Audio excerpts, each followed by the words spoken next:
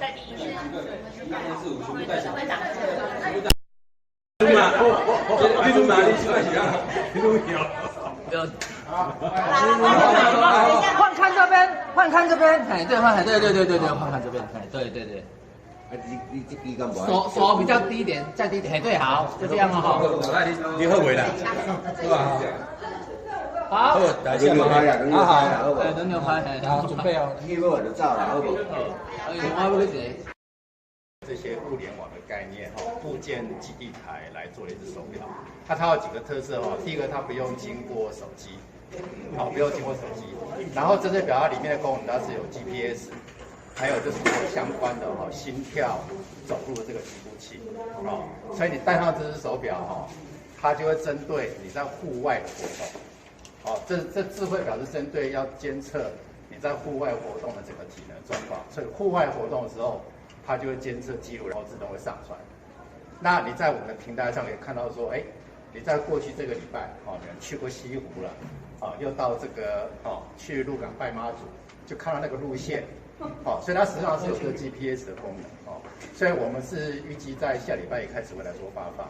那每位我们当初只要有接受体适能检测的这些我们的长辈，都会接到我们的通知电话，你就利用。哦，我们有规定那个时间去领表，那个时间如果不行也没关系，我们联合会来打电话跟你们约时间。那总共全线预计在2个礼拜，我们会有200个以上的这个点，哦，来发放这个智慧表。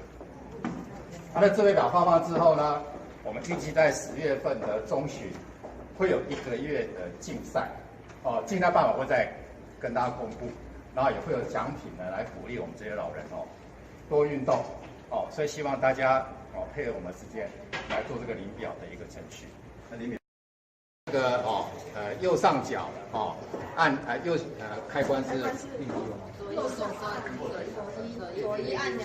左右按2下就是回到这个开关然后按几下会看心跳，我们有个口诀。到时候在发放手表的时候，也会教我们的长者来使用。那通常这种科技工具呢，就是要记得充电了。所以有些我们这次体适能检测有调查大概40%的长者有用手机，有用手机充电，他大概就很熟悉了。那没有的部分呢，一个是请家属帮忙，那不然我们在社区据点也有整台的这个充电的这个设备会给据点你就利用来据点供餐的时候呢。就可以来做充电我们那个插槽特别提供10几个插槽一次可以让那么多人一起充电。测未来，送你运动智慧表。再来是体能检测测未来，送你运